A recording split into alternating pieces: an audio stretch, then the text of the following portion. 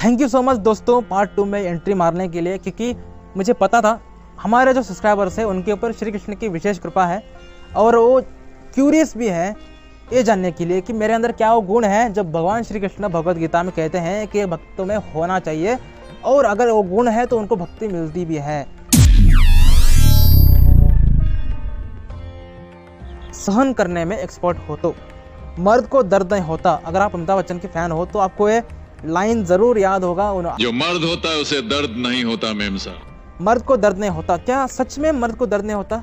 Actually में होता है, लेकिन जो असली मर्द होता है वो दर्द को सहन करना जानता है। वैसे ही जो इंसान सहन करना जानता है, आपको इंद्रिय विषय बुला रहे हैं, लेकिन आप अगर इंद्रिय निग्रह कर सकते हैं, मतलब सहन करना जानते हैं उन विषयों की लालसा को, तो आप असली मर्द हैं।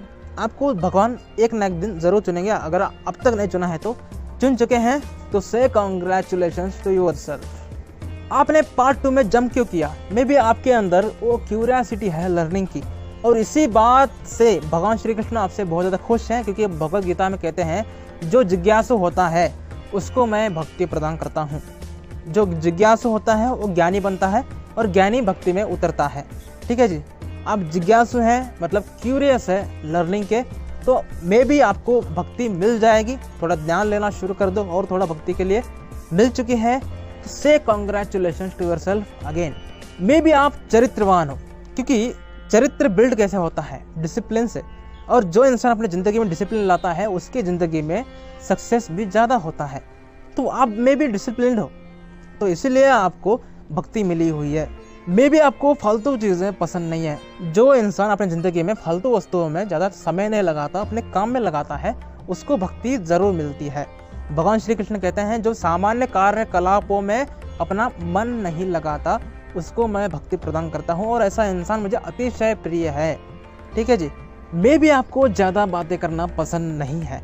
ऐसा माना जाता है कि जो ज़्यादा बातें करता है उसका ब्रेन छोटा होता है, जो ज़्यादा बातें नहीं करता उसका ब्रेन बड़ा होता है। ऐसा क्यों है? साइंटिफिकली, क्योंकि बातें जो इंसान ज़्यादा करता है वो सोचता कम है, और जो हमारा ब्रेन है वो स्ट्रांग कब होता है? जब हम ज़्यादा सोचते हैं।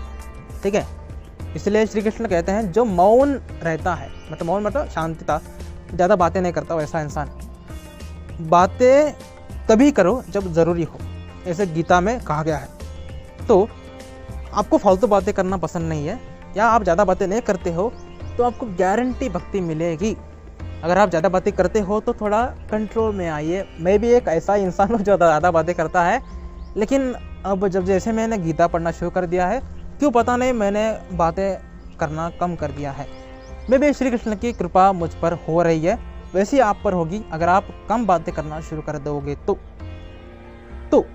श्री कृष्ण जी ने और 5 से 6 ऐसे लक्षणों को बताया है जिसकी वजह से आपको भक्ति मिल सकती है, लेकिन उस पर मैं वीडियो नहीं बनाऊंगा, क्योंकि अगर मैं भगवद गीता के सारे लक्षणों के ऊपर वीडियो बना दूं तो आप में भी कुछ लोग ऐसे होंगे जो ऐसा कहेंगे कि मुझे अब भगवद गीता पढ़ने की ज़रूरत नहीं है, क्योंकि रुचि भास्कर से मुझे सब कुछ पता चल रहा है।